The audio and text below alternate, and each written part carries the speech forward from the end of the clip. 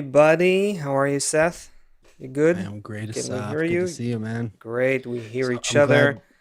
I'm glad you remembered that we had our time change in the United I States. So that's yeah, good. yeah, We're yeah. we're, we're Let's one let's hour closer. let's tell everyone that we remembered. Yeah. Hello, everybody. Welcome to the Great Transition. Welcome, whether you're new here or old here. It doesn't matter. We're happy to have you. Today, we're gonna do a deep dive on the world of your thoughts, my thoughts, Seth's thoughts, everyone's thoughts. What's going on with our thoughts? Do they have any power beyond what we think? What are thoughts? Maybe we'll get into that. Maybe we'll talk about how are we connected through our thoughts, if at all. If so, then how does that work? And where do they fit? Where do our thoughts fit in the great transition that we're all going through, in everything that the world is going through, in this whole messy, interesting, epic time that the world is getting into in this 21st century? So we'll try to get into that. Seth, you want to start us off? Changes are happening across the world at an unprecedented pace now, and it's a result of the interconnection of people. Right.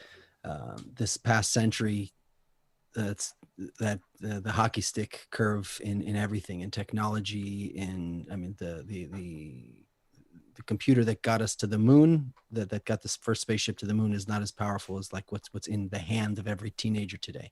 So everything is spreading very quickly, and Mhm. the coronavirus spread over the entire world, to every corner of the world, very quickly. So it's not so important to us if it came from bat soup, or if it came from some laboratory, if it's a biological. I mean, it's Yeah. important, but for the Bat purpose of this soup or, conversation, or lab soup, whatever it is. lab soup, bat soup, Uh, biological weapon, whatever, we already know that the world is filled with indifferent, egotistical people exploiting the earth one way or another.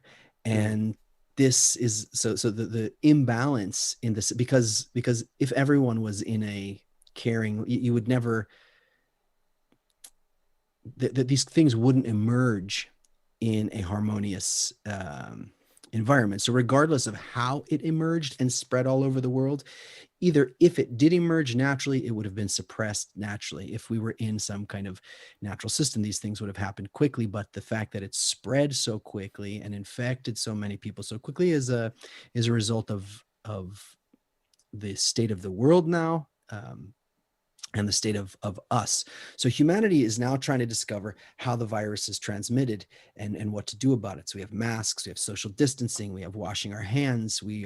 My kids have been remote for a year in school. Work, 85% of the office space in Manhattan is vacant because people are remote. Borders are closed. You can't travel to every country. There was a story we talked about a bunch of months ago about some fishermen who were out to sea. They went out to sea after they had quarantined, and they became infected while at sea. So it turns out yeah. that the experts found that the virus is spread through the air transmitted drops. It's not just that someone has to sneeze on you or something. So we have now at the office and different places, you have to be 6 feet away from people.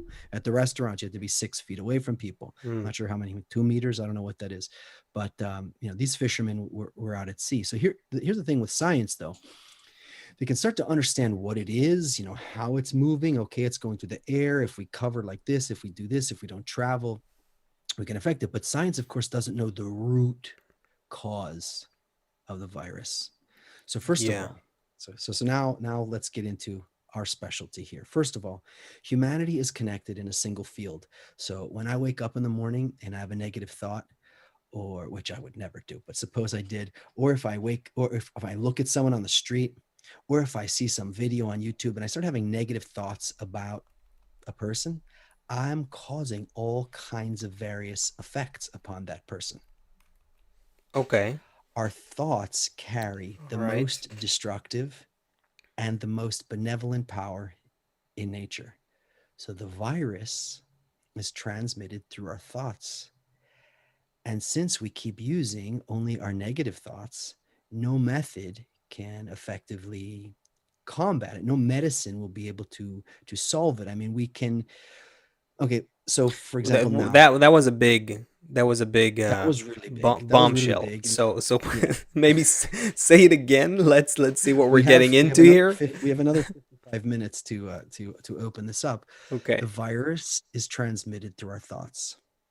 Okay, and because we keep using 99.9% of our thoughts negatively, no method that we can come up with, AstraZeneca, vitamin D, Hmm. social distancing, nothing will be able to solve this problem completely. So look at what's happening now. We have I heard today that in Brazil it's out of control. In Sao Paulo, the hospitals don't have any more oxygen, Oh boy. um, and Yeah. they're overloading.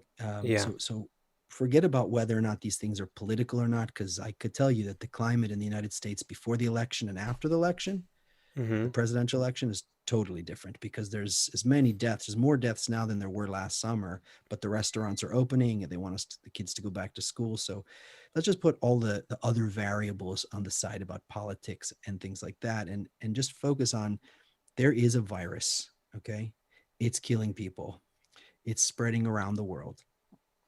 And this new thing, there's a whole drama now about, you know, so who's Yeah. going to be Like the vaccinated, vaccine. right? Do they Right. So work? Do they not work? Which ones work? How much they work? Yeah. I'm. and there's another thing that Yeah. does. There's other scientists now saying that by mass vaccinating, it somehow makes the virus more resilient. To our So this is to Yeah, I heard that. That is that's a scary. whole That other is scary. thing. And yeah, Hmm. okay. So But even basically, if there's they're saying that mass vaccinations might have an effect of helping the virus create an escape from the immune system altogether. Okay. Which So anyway, yeah, I'm trying not to get too yeah, deep into that. I want to stay right, focused on thoughts, but the point is that the root, to identify the root of the problem, and then in order to get to a solution, we deal with it from the root. So sometimes if you hurt yourself, you may put a band-aid on, but you also have to, like, then get in the car, go to the hospital and get the stitches, right? So you could do something in the meantime, but you have to deal with the root of it. yeah, So um, we need to realize that the cure for all of this is the connection between people and what we are transmitting to each other. So if our relations and our thoughts become kind towards one another, no virus will have its way with us. It's all of these negative thoughts that everyone's having towards each other that basically invade our body, and manifest in us as illness. So we have a problem, though, and that's what we're going to talk hmm about here. The problem is we don't really have any control over our thoughts. I don't know what anyone, I mean, if I'm becoming sick because what other people are thinking about me, and I can't control what other people are thinking about me, I can't even control what I'm thinking about myself. If I open up some YouTube video and I see some idiot, doing something, I'm just immediately criticizing him. Or I'm driving in the street and someone does something, I just immediately criticize. Or I see someone who looks better than me and I criticize. I see someone who has more money than me, I just criticize. We don't even have control over all of these thoughts. It's just like firing weapons. If we could see every negative thought that everyone's having all day, could you imagine what that would look like? Imagine if there's like right. a red line or something firing out from everyone's head.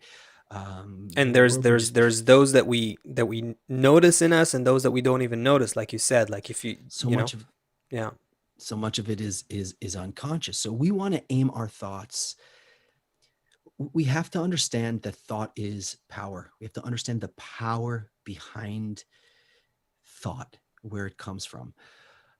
We have to then figure out how to aim those thoughts towards a certain goal. For everyone to, we, the process of doing that literally creates a force field. I mean, I'm sure everyone has been to a concert or been to a sports game, or the last day of school. Walking into the building on the last day of school is totally different than walking into the building in the middle of February. right. There's an and you feel something in the air. You just People act different. It's something that happens. You go into a concert, there's the music and there's the people, but there's also some energy. There's something that's happening in the air. So we can literally create a force field that radiates love and unity, and Mm, it mm, eradicates all of the negative factors. hmm. All of the viruses are biological. So we're always learning about the still, the vegetative, the inanimate, and then the speaking. So we are existing at that highest level. The virus is at the bottom of the whole thing, at the bottom of the pyramid. So really, we don't have anything to fear.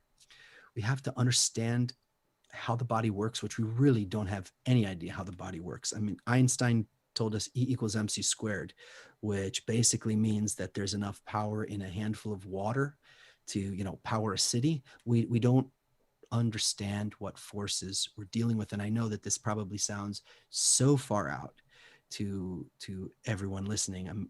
I'll even push the envelope a little further. There could be a situation where a person could even drink poison, but being in the right field of thoughts, it just doesn't affect the system. 10 years ago, I told you about this, but I was dabbling in all kinds of different. I was just trying some different other things that were out there to see like what's going on in the world. I had found myself, very isolated, and I wanted to see like what's happening in the world. And I went to this to a weekend event. It's a few hundred people there. Everybody got into a really heightened state. It's not spiritual state, but like a very heightened state that affects the mind and the mood and the body chemistry. And me, along with another couple hundred people, walked across hot coals. If there was hot coals like on the floor right here, right now, and I tried to walk across it, one person there actually got burned. I saw one person, maybe more. Um, so that should illustrate the concept a little bit. It's sometimes actually when you're in a heightened state, you do something, you're like, oh my, like that knife should have cut me just now. Like how, but I'm fine. I mean, everyone probably can think of a situation where you're like, oh wait, I'm okay. Because of our state, the body reacts differently. We're not even talking about spiritual dimensions, but even the body's chemistry Well, functions differently. it's very, that there's very well documented effects of placebo effects, for instance. Placebo and nocebo, by the way, which is the opposite of a placebo effect, meaning, you give people a real kind of medicine, and you give the control group, like control group, you give real medicine, and then you give the experiment group the placebo, and then the placebo turns out to work. Or the other way Mm-hmm. around, you know so there's definitely these effects of, mind and body, and this whole mind and body connection. And there's definitely a case to say that when it comes to COVID, we have no idea what is going on, and all the uncertainty that exists right now in the world with regards to COVID. Even though there's vaccines, that have been developed very quickly in an impressive, speed and everything, we are still at such an uncertain situation. There's big questions. Not won't get deeper into this now, but the maybe a whole set of questions that we're not even asking ourselves is what you just said, which is, um, what about our attitude to everything that's happening? What about our thoughts about each other? What about our inner world? How does that affect even things like the rate of infection of COVID? Again, there's well documented effects of how being well connected to other people, positively connected to your social group, feeling positive social relations, positive social connections, how that affects not just in general your health, but specifically your immune system. So we're not even looking to that, in terms of policy, in terms of what to do, in terms of how to actually deal with this global situation where we're all interdependent, where there's a global pandemic that influences all of us, and we know that how we affect each other, think about each other, that influences our immune system, and yet it's not something that we can, use as a weapon, as a tool, as a device. We are What human. specifically is something we can use. We just need to know how, That's what and I'm it needs saying. to become popular to We do it. Yes, we are not. What I'm trying to say is the modern 21st century person, relies on the you called it band-aids basically. You said like if you have a problem, you need to put like if you cut your hand or something, maybe you need stitches and you need that right now. No doubt. We should be trying to develop vaccines because that's what we know. That's, okay, that's part of the what we can do, but the deeper level, the causal level, the level at which things emerge from, and potentially that level from which we can defend, protect ourselves in a collective way is something that we're not even activating because while the modern person, has science and medicine that we can rely on to an extent, we don't uh, know anything when it comes to our inner world and the outer world and how they interact. Our thoughts, our emotions, our collective states of being, and how that manifests in the world outside of us. That relationship is something that is just so far from modern person. It's so Anyway, far. yeah.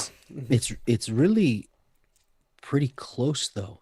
It's like it's so far from Mm-hmm. imagining that the solution is good thoughts. It's so far from, I mean, everyone would just say, "Oh, it's mysticism. It's whatever." It's so far from saying that the virus, the coronavirus, comes from our negative attitudes towards each other. But when it's if it can bubble to the surface, it will ever it's so natural that a person would be like, oh, of course it is. It's not something that's like aliens come down from outer space in some ship and change everything. It will feel completely natural. Hmm. The the I was in the last couple of seconds seeing just like what's happening in the chats here a little bit. So I'll just mention that you guys, wherever you're watching us, we are attentive to what's happening in the chat, and Chris here behind the scenes is also helping us. So if you do want to throw some questions at us or anything you want us to go deeper into, the chat is the place to do it, and we can communicate. So we're taking a look at what you're writing there as well. And also, I'll say just hello to all those different places. People are connected from a bunch of different places. It's always great to see. Um, yeah. Sorry, just had to do that. Where were we? I think you're about to tell me something. Okay. I was about to tell you something. There is something I think is pretty exciting. Um, in this talk, on this topic of thoughts and so on. Let's ask the question: are we connected through our thoughts? Is is there an actual connection between the thoughts that I'm thinking, the thoughts that you're thinking, everyone in the chat, and everyone in the world? How does that connection actually work? And is there any kind of testimony to that connection? So check this out. There's a really cool science project that's been going on for about 2 decades now. This is wait. Let me show you my. Uh, there you go. Can you see my screen? Yep, There's the there's Global something Consciousness called Project. yes. There's something called the Global Consciousness Project, right? This is a project that is headed by a researcher called Roger Nelson, and it started from Princeton University about 2 decades ago. um, if I understood correctly, now there's about 100 different scientists and researchers around the world that are involved in this. And get this, here's what they're doing. They want to try to measure whether there's a presence of collective thinking and collective emotions in humanity. How do they go about that, you might ask? So here's what they're doing. They have something called random number generators in about 70 different places around the world. These random number generators, they're basically they're just like pieces of hardware that produce random numbers all the time. They're based on like something called quantum tunneling. What it means is basically that they're producing sequences that are unpredictable, that are completely random, that shouldn't have any kind of order. They're just spewing zeros and ones, sequences of Okay. zeros and ones around the world, right?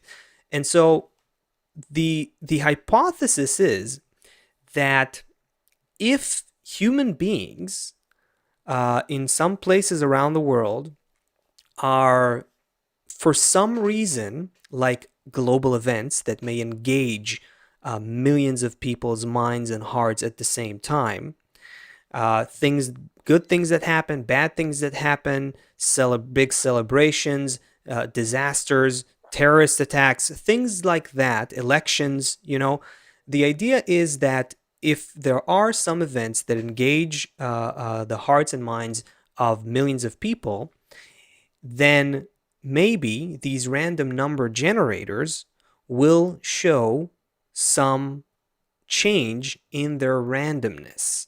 Meaning, if they will show, suddenly they will go out of their random sequences into a more order kind of pattern.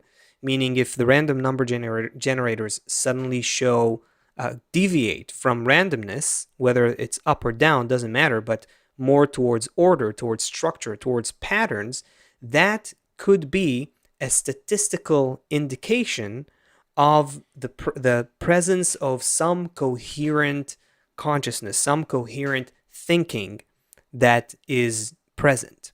Does that make sense? Somehow With me the so far? machines, so if there's some event that happens in the world, it Yeah. affects the global consciousness, and somehow if the global consciousness is in the same wavelength, it affects these machines somehow. Well, if it affects them, then it might indicate um, you can't deduce causality here. You can't say exactly that this created that. But if you do that for a long time, and they've been doing that for about 20 years, and I'll tell you in a second what they're finding. But if these random number generators for some reason go out of randomness into order, that might be a result of some coherence uh, Hmm. uh, that is happening around them. So this is a very it's a very statistically based kind of project and kind of science. And what they're doing is so they have basically, look, if I go here, they have a list. Yeah, here we go. So here's a let me show you, where was it? Um, yeah, all of these, you see that there's this endless list. Maybe this way you can see it better. Yeah. You see this table? Hmm. This is basically all of the events that they've been documenting from 1998. So, there was some US airstrikes in Afghanistan in 98. There was 2001, right? Let's look for, New Year's, US election, Earth Day, terror, September 11, right? 9/11. Hmm. All kinds of things happen. So it's not like they are specifically documenting these events. The random number generators just go, and after an event happened, they go, okay, let's see what happened in the data in that time of, say, September 11 or George Floyd or any other event that has engaged. Christmas Day, New Yeah, Year's, whatever. whatever. Okay. So they have this endless list of all those events where they went into the data and tested it. So let me show you a few examples. I sent Chris a few examples to show if you can, Chris, can you show something? There are some of these graphs showing the By the data way, of cheers what they found. to Patricia, who is joining us using battery backup power. Well done. Wow. She has a power outage. We're with you. You're with us. Uh, it's good to hear. Okay, so here it is. The Yeah. So this is September 11. What you see in the red line is basically the data from the random number generators. And what this is, so if the number stays, if the numbers that the sequences that they produce stay random, what you're supposed to see is that this fluctuating red line is always kind of close to the zero, right? And this is this is a documentation of the data from what happened, at the time, and I think up to 2 days after is what you're seeing here. Or this is just the hours. This is the hours surrounding the event. Actually, they have all kinds of data. So this is again what you're seeing here when the red line goes up. You see how it goes up for hours there. Yep. That Yep. shows deviation from randomness, meaning suddenly these random number generators are showing more and more similar numbers. Let's look at another example. Let's look at the next one, Chris. Yeah. Okay. What is this? Okay. This is a couple months ago. This is last year. Uh, March 11. What happened on March 11? Remember? No, we were together in Tel Aviv in February. I That's don't remember what right. happened in March. They locked Okay. everyone Well, down in March. I don't well, remember. what? I don't remember the So beginning of the March lockdowns. 11 is the day. This is the day that the World Health Organization declares COVID as a global pandemic. Mm, And once again, and the information spreads gradually, on the news, and then what you're seeing is again deviation from randomness. So the red line there was supposed to stay random, right? It was supposed to stay close to zero, basically. Let's look at another example there, Chris. So this is last one I want to show. Trump rally, the insurrection, the attacks on Capitol Hill. Again, deviation from randomness. Okay, so you got the idea. You got the idea. Also, it's interesting that even in New Year's, like where um, there's this kind of celebration of the new year that's happening from one place to another place to another place. This chain reaction, so to speak. So again, their data shows consistently that there's a deviation in randomness that's happening in the data every time there's New Year, basically. So of course, there's a lot of there's a lot of ways to criticize this experiment from a scientific perspective, but I gotta say, this is some interesting stuff. After 20 years of collecting data and seeing these random number generators, showing unequivocally something, they're calculating that the odds of that happening by chance are about trillion to one. So interesting stuff. Interesting stuff. By the way, here's an anecdote. I don't know if you're aware of it, but this Roger Nelson researcher that I mentioned, he was actually in touch with us about maybe 15 years ago, definitely over a decade ago. And he was there was a discussion. There was a discussion um, to maybe put some of these random number generators in our global events. Like we do our global events, the global unity events with people from all mhm. around the world, where we're all, now with COVID, it's all virtual, but we used to do these things, these big events with thousands of people from all around the world. So there was some discussion with him. It didn't happen. I can't remember why, but anyway, just an interesting anecdote. So why am I You with me? You're there? Yeah, I'm with you. I'm waiting You're for still the. I'm alive? waiting. You're pulling back the string on the bow. I'm waiting for you to fire the arrow here. Right. Okay. So the what does Kabbalah say about this? You know, how would Kabbalah explain this?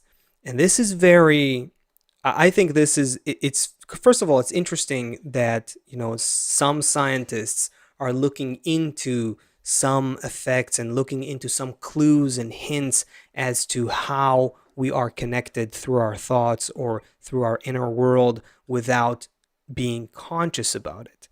And that, from a Kabbalistic perspective, is so, you know, it's such a an interesting and relevant thing that is happening right now, that we are starting to become, this project is happening for what, 20 years, we're starting to become more aware of how much there is a world that connects us that we are not aware of. You know what I Yeah, mean? yeah, Th- it's th- incredible. this is It's really we have to almost have to convince ourselves of it first. You know, with a child, when a child learns, they have to do the action and then they understand. You can't really intellectually explain something to a child that's beyond their level, so to speak. And humanity, in order to go through this transition, there's a part we for sure. I mean, we constantly say it's education, education, education. We mm-hmm, have to give a person a framework for the mind, but part of it is we have to do it like the child, and then we'll discover that it's really happening. You know, mm-hmm, just to try and go out and convince everyone that our thoughts, you know, Deborah says, can the negative thoughts from random people and beasts affect us? Yes, Deborah, that's exactly what we're saying. That the reason we see the state of the world as it is right now is because everyone is thinking negatively about everyone. We can't even help it. So, um, carry on, my brother. yeah. So the it's this again, I find this really cool because we are gradually moving from unconscious connection towards conscious connection. Gradually, we're not there yet, but from a Kabbalistic perspective, we are an unconscious collective entity. That's exactly what is happening in this world. We are independently conscious, but we are collectively unconscious. Mm-hmm. We feel ourselves as separated from each other. We feel that I have my thoughts, you have your thoughts, I have my emotions, you have your emotions, and we try to live life like that. We live life believing that we are our own world. But just like our outer world is connected, and COVID is now showing this to us so clearly, you know, we can't even breathe next to each other without being afraid of infecting each other. We're gradually becoming conscious of, aware of, that we can't even think without affecting each other. That's what's really happening. We are on the way to become collectively conscious, and specifically because we are now independently conscious. You know what I mean? Like, so one more. There's a quote from Rabash, Kabbalistic quote here that I want to show. Chris, can you show the quote from Rabash from the Spiritual Conception article? Yeah. Okay. Check this out. I thought this is really relevant when I looked at all this global consciousness project stuff.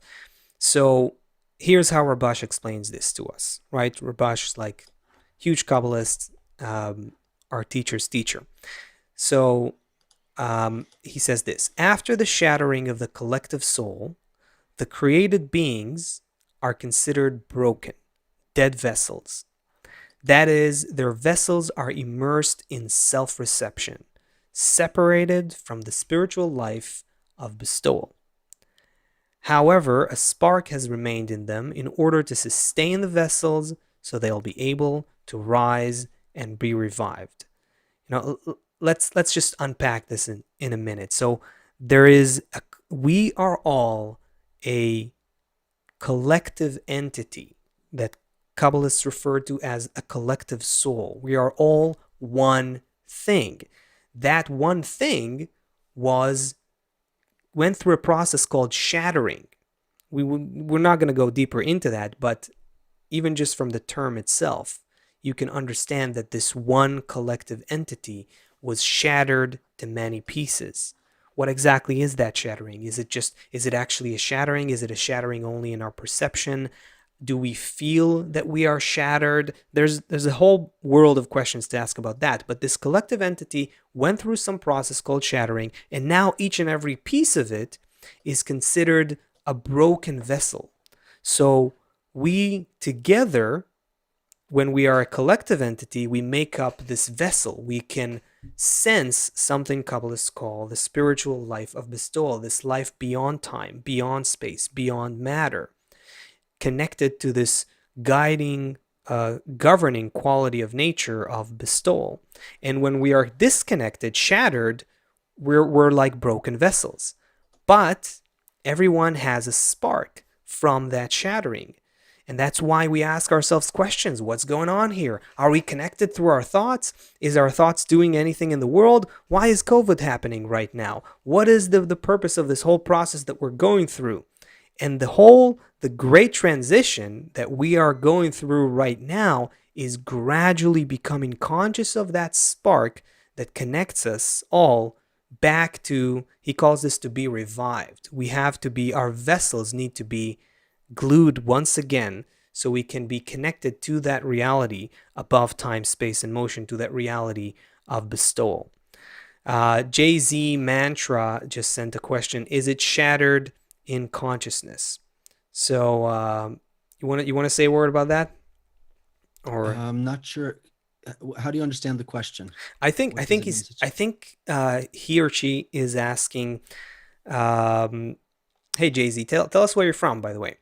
I think Jay Z is asking whether the shattering is real. Like, are we actually shattered? And that's a very relevant question because Sure. It's that. it depends on your it depends on your perspective, Mm, where you are, because we exist in a complete field of endless light right now, but we don't feel it. If we had the right, like for example, if without an eardrum, there could be music in the room, but we wouldn't feel it. So, but I'm not sure I'm grasping the question actually. no, I think that's kind of. I'd add a word about it, just that will maybe help Jay Z. Um, that we all we need to do is discover that we are already connected. So, in that respect, the shattering only happened in the consciousness of the created being. In the consciousness of human beings, we feel ourselves separate. But that is a deliberate process, like we just read from this beautiful quote from Rabash. We are in a situation where we feel separate because we now have this independent opportunity to rise back to the true consciousness of oneness, where we're all connected, we're all one, above time, above space, above matter. That's where we're gradually going. And yeah, I think I think maybe a week ago we talked about how many scientists are seeing this paradox that time has to be, there can't be time the way we experience it. There can't be, just like space is always there, all of time is all the time existing at all times. So why do we feel time? Well, it's a result of this. Kabbalah explains it's the result of this shattering. It's a result of this conscious separation that we have from each other. That's why we Let, feel let's time. That's why we feel space. Yeah. let's open it up, the mechanics of it a little bit more. Mm. Um, so Jay-Z Mantra is from Miami. So what's up from Miami? I'm in cold and rainy New Jersey, and Asaf is over in the Middle East over there. So hello. Yeah. I don't remember meeting Jay-Z Mantra yet here. So hello, Z Mantra from Miami. So let's get into the schematic a little All bit right. of this whole process. I'm So up for it. Go ahead. okay, so all of reality, every building, every song, every book, every every act of love, every act of hatred, every prayer comes from a thought. Mm. Okay, it so um, and it all of those thoughts develop. Here we go again, everybody who's been traveling with us on this great transition journey through four phases, four factors that combine together and determine what will, how that thought will develop. Bala Sulam, in the Freedom article, he talks about really beautifully about these four phases. Actually, in my new book in chapter 3, I tried to make it super, super simple. But so phase one is like the source. It's based on that Freedom article and just kind of compressed and stripped it away. Phase one is the essence, not a physical thing, for example. Okay, so for example, um, I don't know, a banana, what you, anything. It's the it's the thing that's inside there that as that banana goes through the cycles of being a banana, of growing and ripening and then rotting, but and then becoming a seed and then growing into a banana again, it will never turn into an elephant. It'll never, Right.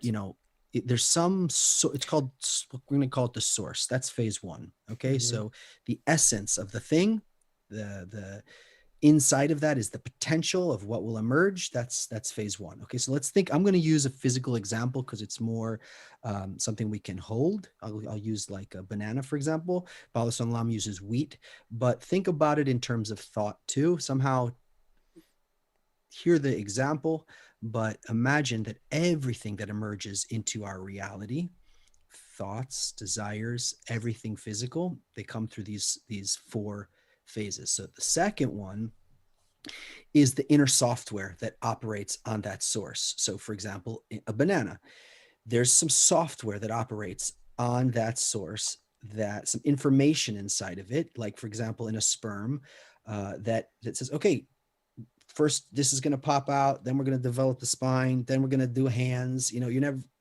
Mm. it's the banana has a software, has banana software that operates on that source and helps it develop to become to go through. So it'll change its clothing from seed to green to yellow, then to rot and turn brown, and then to seed again. It'll keep changing clothes. The source of it will keep of the banana will keep changing its banana clothing, but that software that tells the source how to operate, that's called phase two. Okay. Phase three are things that enter the environment that affect the software. So the minerals in the ground, the water that falls, they enter in and operate on that software and then make the banana either be very sweet or make the banana be wilted and not so good. So those things, that's phase three. Phase four is a real estate developer who comes and knocks down the whole banana field in order to build a shopping mall, or a farmer who comes and tends to, from the outside, tends to that banana tree so that it grows. So what we have here is that our thoughts are, first of all, they're not really in our control unless we do something about it. We can't use willpower to try and control our thoughts. There is a source that's developing us through time. It's developing our species. We're an intricate part of nature. It's been happening over billions of years, and the nerve, the ego, the chutzpah would be the word, the just the audacity to think that now we're gonna stop the train because now in 2021, after 14 and a half billion years of evolution, I'm going to tell nature no. All of these negative thoughts, all of the thoughts we have are developing from nature. We are, most of what we do is in that fourth phase in our life. Right now, everybody kind of planted your source in this group, in this environment right now, and it's Mm. guiding your source. uh, when you were a teenager and you had your group of friends and they wanted to do this on Friday night, and these were the kind of songs they listened to, and these were the movies you watched, and this is how you all kind of looked at parents. You either looked at parents, depending on your community, as you respected them, or you looked as parents, as a burden or whatever. All of these things just guide that um, that source. So in the same way, thoughts arise in us, and in order to and because, like, who was it before who asked about, our people's unconscious JC. thoughts? Deborah. No, so Debbie. Deborah Hmm. asked, can negative Hmm. thoughts from random people affect us? Yes. So all we're in a field that's constantly affecting us. That's why in our modern day, it's not enough. Like, I used to have a plan B that I was going to move to Costa Rica, but there's nowhere to run to anymore, really. Mm. Because all of humanity is so tied together now. So because, wow, this experiment, I don't know if the tools would be able to actually, this person who wanted to measure what happens at these events we do, I don't know if the Mm. tools would be able to To, to, fully to, measure. Probably not. to catch them, to fully measure? No, of course. I, No, I not mean, fully measure, but the whole thing is just it's like it's just a statistical kind of game, but it's I think the I appreciate the initiative of it, and I think it's an interesting try. If we it's interesting that we try, and it's an interesting try as well. But I see what you're saying, where it's like there's a difference in the level of measuring it, trying to measure something here. There's a problem, right? Like, why don't we feel directly the effect of our thoughts on the world? I know, here's the thing, I think we do, Hmm. but we don't, but we have the wrong Google Translate thing happening. Uh-huh. Like, we are Hmm. feeling it, but Hmm. we don't have the correct language for it, because the language by which I'm interpreting what's happening to me is based on, like, I grew up in the 70s and the 80s. So something would happen to me in a romantic relationship, and all of a sudden I'm thinking of, the Karate Kid, or I'm thinking of, Dirty Dancing, or I'm thinking of Hmm. Titanic. We're dressing our thoughts with all of these. um Predetermined patterns, yeah, like, yeah, was that phase 3 or phase 4? Would that be maybe phase these 4 on the patterns. thoughts? Hmm. Whatever it is, The so that the Yeah, thoughts are arising from it'd be nature, three. Yeah, three. so that the thoughts Hmm. are arising naturally, and then we're dressing on them with the tools we have. Comes the Hmm. Kabbalist and starts to give us a different language to what's happening to us. Because here's the thing, here's the amazing thing, everybody. Here's the amazing thing. Nature, like, the work is really nature's work, the creator's work. It requires a lot of effort on our part, but the work, nature's doing everything. We just need to understand like those 4 phases of development, right? We don't need to control the thought and manage the thought, and nature will develop all of the thoughts. All we need to do is understand clearly what's happening and how to dress on those thoughts with the correct forms, and then all of a sudden the whole reality that we perceive will appear. Imagine, what is it called, non-local phenomenon, where they measure that something happened. Quantum entanglement is Yeah, what so you there's Newtonian physics, which like. means, Yeah, like, I hit the cue ball, and then it hits this ball, and then it hits here, and I can measure and know where every ball is going to go. yeah, Right? There's this whole other right. field of science now that Eh, shows that when I do something, like the butterfly effect, if I do something here at the exact moment, 90,000 miles away, something is affected. Right? Yeah, So and nature. exactly. There we go. This is the level on which thoughts are happening and affecting. Mhm. They're on a causal level, and that's because our whole universe is a thought. But I don't think we'll have time to get into this today. Maybe we'll do this next time. But that's what's happening. That's, I think now you really nailed it. Like the laws of nature. We're talking about laws of nature, not some airy fairy whatever. We're talking about laws of nature that activate, operate, and bring rise, give rise to all of the phenomenon that we see in this world from a deeper level.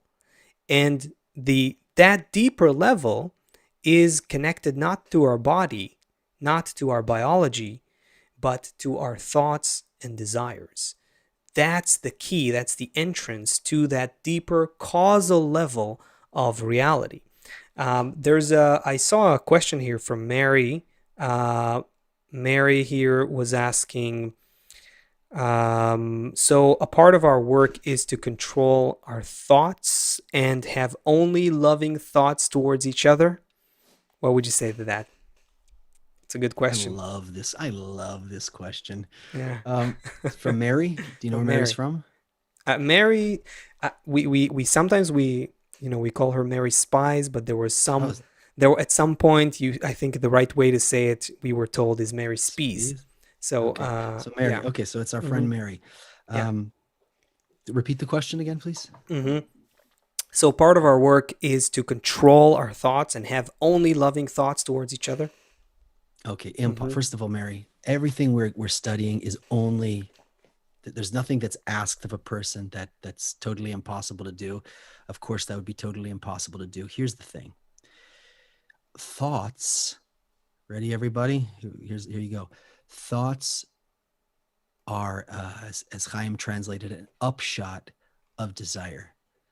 The Hmm. thoughts we have only serve our desire. So if we become hungry, the thoughts, the thoughts looking, how can I get food? Where can I get food? What can I do? If I don't have this, can I do this? Can I do this? If we want, if we feel an emptiness for to find a partner in life, so the thoughts serve the desire. So all our work really is to make love important to us. If we make love and connection Hmm. important, if we desire Hmm. love and connection, then the thoughts, we just talked about those four phases. If the source, anyway, if love and connection is important, all of the thoughts that follow it will be in line with that. Now, how is that done? By planting ourselves, because from the side of nature, this is a whole other thing, but from the side of nature, we're only given kind of negative. What does that mean? But we're given the negative all the time, and us who are not who are looking to, who our goal is to rise to a spiritual degree above the degree of animal, our goal is to always add the positive. If we descended back down to being an animal or being a plant, everything would just be instinctual.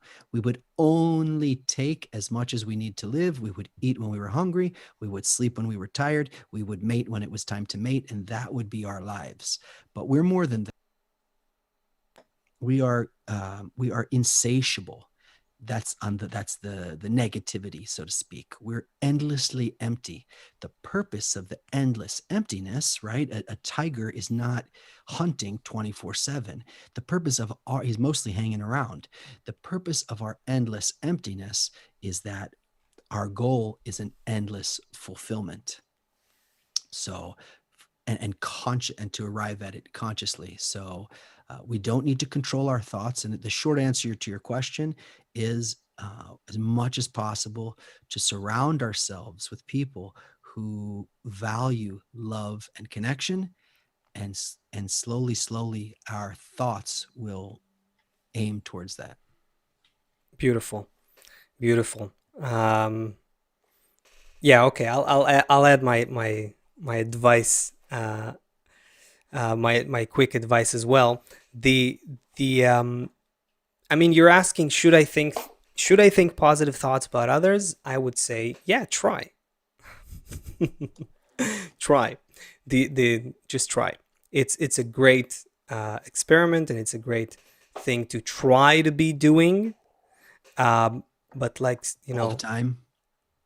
try as much as you can. Try as much as you can, especially towards people who are doing the same effort as you are. Meaning, you need people in this kind of environment like we have here, people who are interested in spiritual growth.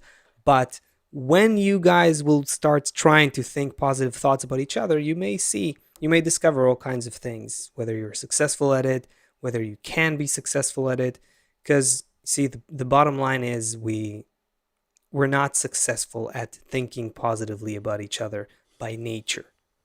We have to connect to a higher force of nature in order to be able to do that. So that effort is good. It will take you closer to finding the that force that can actually do it for you. Anyway, we have a couple minutes here. What do you say? You wanna throw something else here into the mix? You wanna Yeah, there was something else that I thought was really fun to add into this, and it goes to that point about that nature's doing the hard work. This is really the work of nature, and it's our work. It's our work to really understand what nature's doing Mhm. and to get into that. And that is, I want to advocate laziness a little bit.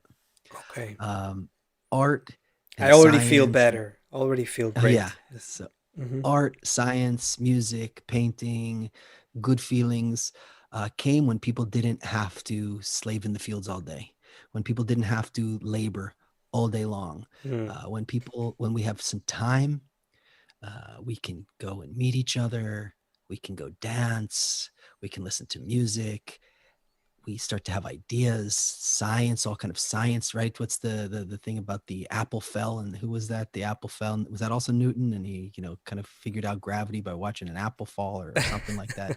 Um, art. So besides physical labor, laboring all the time, all of these wonderful things in life develop from there. So if our goal is that people will have a correct attitude in life, will have a correct attitude towards spiritual pursuits, that this spiritual dimension, then we have to give people time, to work all day long and to slave right. all day long. Oh, I I find s- with myself that if I'm mhm, not like earning money, I feel useless. It's like it's just a plague that we all have. But we need to provide, people need to be provided with time to gather, to sit and to talk and travel. We don't need, not everyone needs millions of dollars. We just need to feel secure. There's that anecdote by the sages, it's better to sit and do nothing. We're mhm, constantly consuming in our life now. We're constantly producing, we're constantly consuming.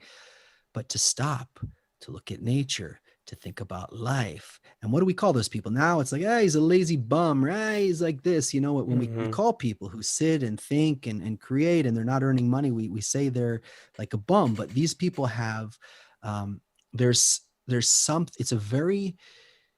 uh, it's a very useful quality to not be pressured from the outside all of the time to make mhm, money, to do this, to do it, but if we sit with nature, with life, right? Because all of our thoughts come from that. Then once I have the pressure from the inside, mhm, that's the right time to go out and to do something and to create something. So then life kind of forces us, the creator, as we say in the wisdom of Kabbalah, demands from us. So yeah. It's crazy to it's crazy to think that we've developed such a culture that represses, in many ways, represses our ability to take a step back and just think and ponder and contemplate life, its purpose, and where it's going. We are constantly being pushed to not engage with that from the moment that you're little, and that you have this, typically at like 5 year old, 6, 7 years of age, you'd start asking really meaningful questions that children ask. Where am I? What's going on? What is this life for? Mommy, daddy, why are we alive? What's going on? And typically, they won't get an answer, definitely not a satisfactory answer. They'll be sent to, go do other things, go engage in things. And if they focus on it too much, they'll be considered weirdos in their societies. But that's the whole, isn't that what the whole human function in nature is about? We are put here to ask why we are here. And only by investigating our purpose and meaning in life, we can actually rise to a higher level of existence. And then, this is funny and crazy to think where we're living. All right. The music came on at Sorry, the sorry. right time. No, it was the right time. Play it. Ah, you didn't find I you're still looking?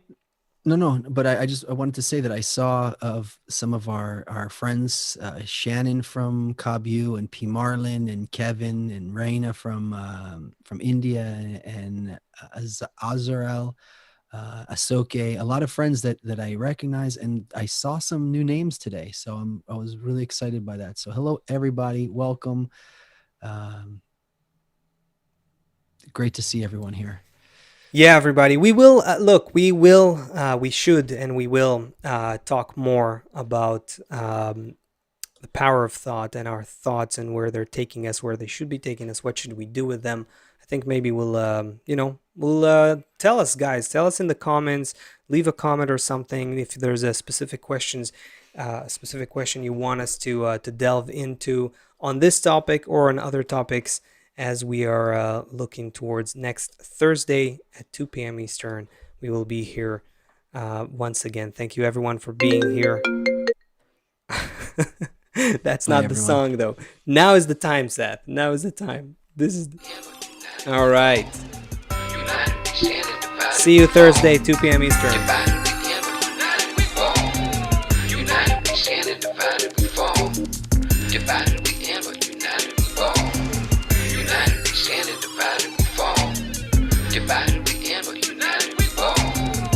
Times come to wake from our slumber. Ignorance is not bliss if it gets you in trouble.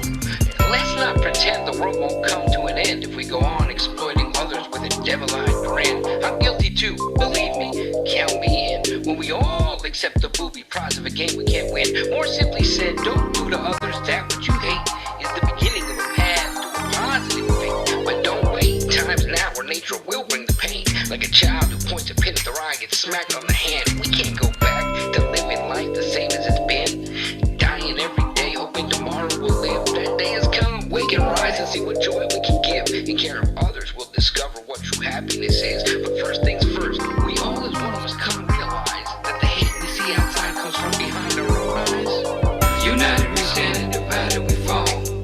Divided we am and united we fall. United we stand and divided we fall. Divided we am and united we fall. United we stand and divided we fall. Divided we am and united we fall. United we stand and divided we fall. Divided we am and united we fall.